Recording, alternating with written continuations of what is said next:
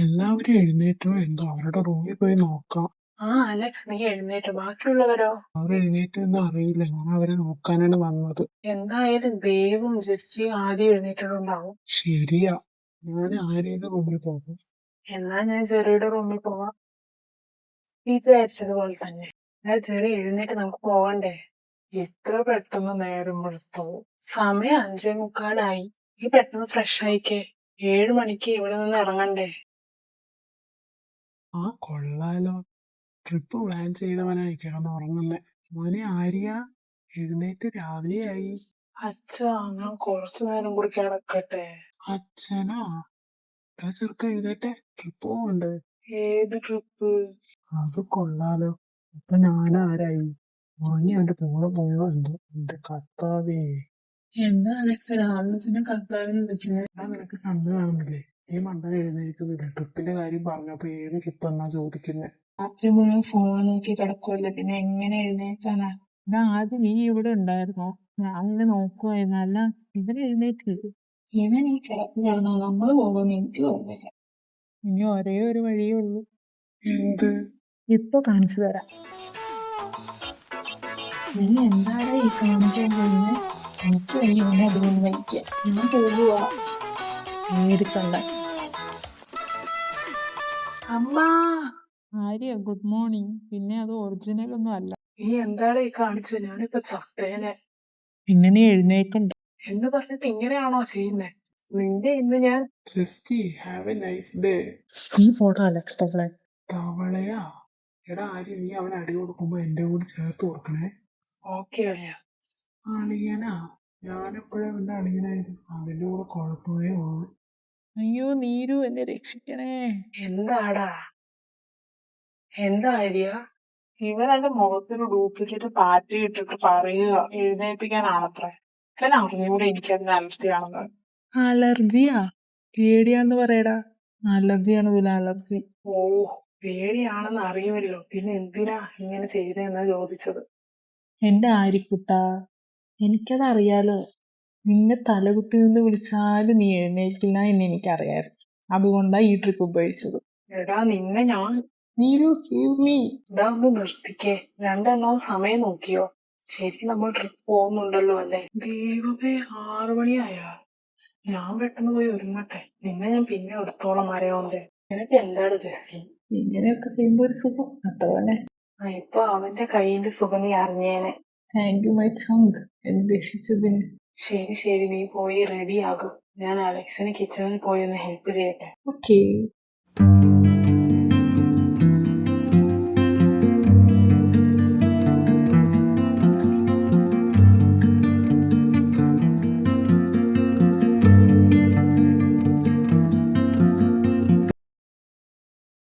പത്ത് minute late ആണല്ലോ Alex. ശരിയാ, ചിലരൊക്കെ 7 മണിക്ക് യാത്ര തുടങ്ങണം എന്നൊക്കെ പറഞ്ഞിരുന്നു. ഞാനാണോ ലേറ്റ് ആക്കിയേ? ഞങ്ങളോ? നിനക്കും ജെറിക്കും കുറച്ച് ഉറക്കം കൂടുതലാണല്ലോ. ജെറീനെ പിന്നെ വിളിച്ചപ്പോ തന്നെ അവൻ എഴുന്നേറ്റ്. നീ പിന്നെ ഭൂമി കുഴപ്പമുണ്ടായാൽ പോലും എഴുന്നേറ്റില്ല. നിങ്ങൾക്ക് എന്തിന്റെ കുഴപ്പമാണ്? ഒരു യാത്ര പോകുമ്പോ തന്നെ വഴക്കുണ്ടാക്കിയാണോ പോകുന്നത്? അങ്ങനെ ചോദിക്കതേ.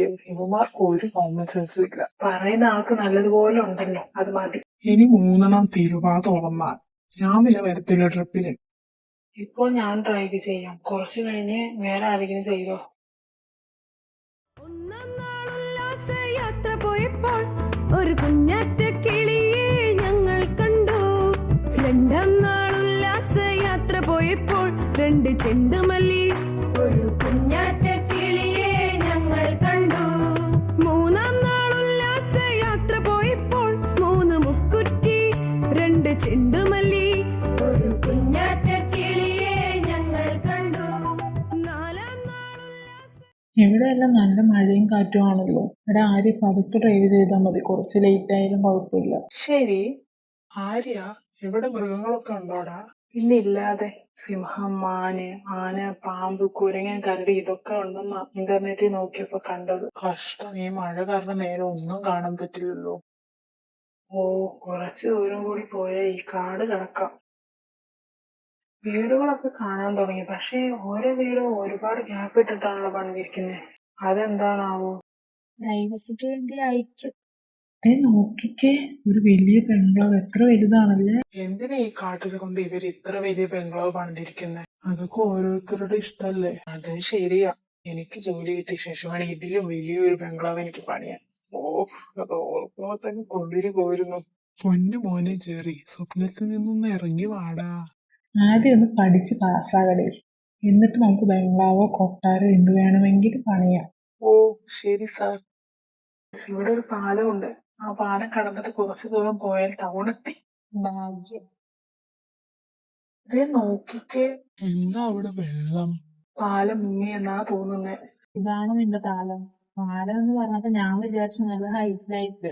ഇപ്പൊ ഏത് മണ്ടനാണോ ഈ പാലം കെട്ടിയത്? റോഡ് പോലെ വെള്ളത്തോട് ചേർത്ത് കെട്ടിയ പിന്നെ മഴ പെയ്താൽ പാലം മുങ്ങത്തില്ല. ഇതിലൂടെ ഡ്രൈവ് ചെയ്താൽ കാറ് വെള്ളത്തിൽ മുങ്ങുന്ന കാര്യം ഉറപ്പാണ്. ഇനി എന്ത് ചെയ്യും? ഇപ്പൊ തന്നെ സമയം 7 ആകാറായി. കുറച്ചു ദൂരം മതി ടൗൺ എത്താൻ. നടന്നു പോകാൻ എന്ന് വെച്ചാ ഈ ലഗേജ് എല്ലാം പിടിക്കണ്ടേ. ആര്യ, നീ കാർ സ്റ്റാർട്ട് ചെയ്യേ, നമുക്ക് തിരിച്ചു പോവാം. നമ്മുടെ വീട്ടിലേക്കോ? അല്ല, നമ്മൾ വരുന്ന വഴിക്ക് ഒരു ബംഗ്ലാവ് കണ്ടില്ലേ, അവിടേക്ക് പോകാം. ഇവിടുന്ന് നോക്കുമ്പോൾ ആ ബംഗ്ലാവാണ് അടുത്തുള്ളത്. ഇവിടെ വേറെ ലോഡ്സ് ഒന്നും ഇല്ലല്ലോ. അത് വേണോ? പിന്നെ എന്ത് ചെയ്യും? നേരെ ഇരുട്ടി വരുന്നു. ഇപ്പൊ മഴ കുറഞ്ഞല്ലോ. ഇവിടെ മൃഗങ്ങളും ഉണ്ടെന്നല്ലേ പറഞ്ഞത്. പിന്നെ കാറ്റത്ത് മരക്കൊമ്പ് വല്ലതും വീണാൽ, അതുകൊണ്ടാണ് പറഞ്ഞത്. എന്തായാലും നമുക്ക് അങ്ങോട്ട് പോകാം. ഇന്ന് അവിടെ നിൽക്കാം. അവിടെ ആരെങ്കിലും ഉണ്ടാവും നമ്മളെ ഹെൽപ്പ് ചെയ്യാൻ? ആരും ഇല്ലെങ്കിൽ അവിടെ ഫ്രണ്ടില് വണ്ടി നിർത്താം, എന്നിട്ട് കാറിൽ തന്നെ കിടക്കാം. എന്തായാലും അവിടെ പേടിക്കാനില്ല എന്നാ തോന്നുന്നത്.